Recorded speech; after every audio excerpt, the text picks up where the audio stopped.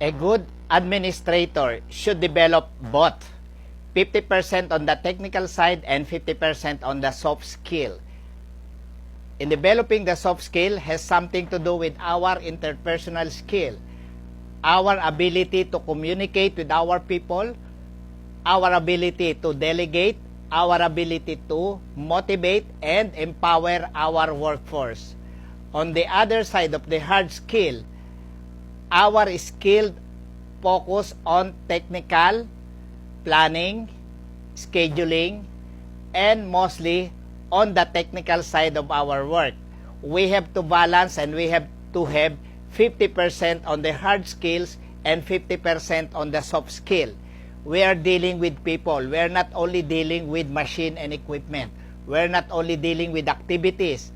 We deal with people in the workplace. Thank you very much.